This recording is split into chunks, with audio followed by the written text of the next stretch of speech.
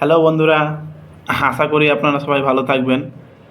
আমার এই ভিডিওটি বানানোর উদ্দেশ্য হলো যে আপনাদের কমেন্ট পেয়েছি অনেক, যে একটাই কমেন্টের উপরে কমেন্ট আসছে যে আপনারা ভিডিও কেন রেগুলার পোস্ট করছেন না, ইউটিউবে কোনো শর্ট ভিডিও বা লং ভিডিও আসছে না কেন, কোনো পোস্ট করছেন না কেন, বা ইনস্টাগ্রামে কোনো দেখেছেন ভিডিওতে কিংবা একটা ইনস্টাগ্রাম শর্ট ভিডিও দিয়েছিলাম একটা গিম্বেলেতে। আমার একটা বন্ধু ট্রাই করছিল, একটু আন মানে ডিসব্যালেন্স হয়ে গেছিলো। ডিসব্যালেন্সটা হয়নি, আসলে আমাদের যে গিম্বেলটা কেনা হয়েছিল, গিম্বেলটা আমরা তো নিয়েছিলাম আসলে।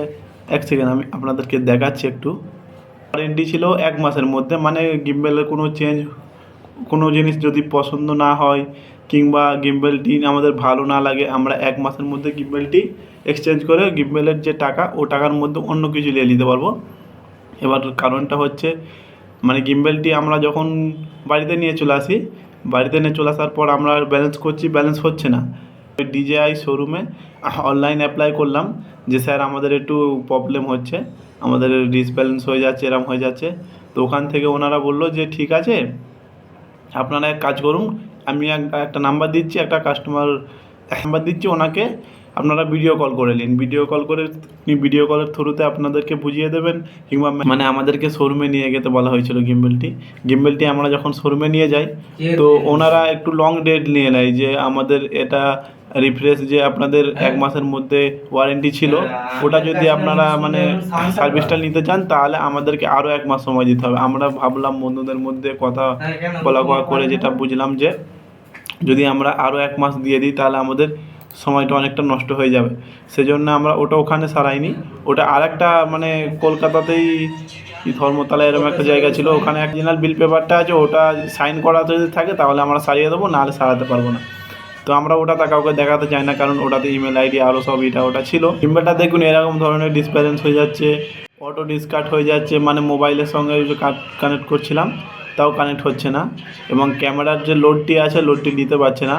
আর আপনাদের যেটা সবথেকে বেশি কমেন্ট আসছে যে আমরা গুপ্তধনের মানচিত্র যে পার্ট 2টা আনবো বলেছিলাম, হয়ে গেল, এবং 2 থেকে আড়াই মাস এরকম, হয়তো 70-75 দিন এরকম কেটে গেছে, গুপ্তধনের পার্ট 2টা আসেনি। তো অনেকে এটার জন্য কমেন্ট করেছেন, তো খুব শীঘ্রই আসছে। আমাদের স্ক্রিপ্ট লেখা হয়ে গেছে, এবং আমাদের যে পরবর্তী ভিডিওটি আসছে রাজমিস্ত্রি, তো সেটার এডিটিং করছে, একটু দেখুন। সেটার জন্য আমরা মানে কী বলবো, রাত জেগে কাজ চলছিল, আপনারা দেখুন, দেখলে বুঝতে পারবেন। কিন্তু এবার আর কোনো চিন্তা নেই, কারণ গিম্বেলটি আমাদের কাছে এসে গেছে কোম্পানি থেকে। এইমাত্র আজ সকালে একজন ছিল, মানে দিয়ে গেছে আমায়। এবার আমরা ভিডিও সব শ্যুট করছি, আর আমাদের যে রাজমিস্ত্রি শ্যুটগুলো হয়েছে, আর আমাদের ক্যামেরার লেন্সটিতে যেরকম হয়েছিল সেটা তো কোনো ফটো তোলার মতো সিচুয়েশানে ছিল না। আসলে এরকম হচ্ছিলো, ভিতর থেকে ধোঁয়া টাইপের দেখাচ্ছিল, কিছুই দেখা যাচ্ছিল না।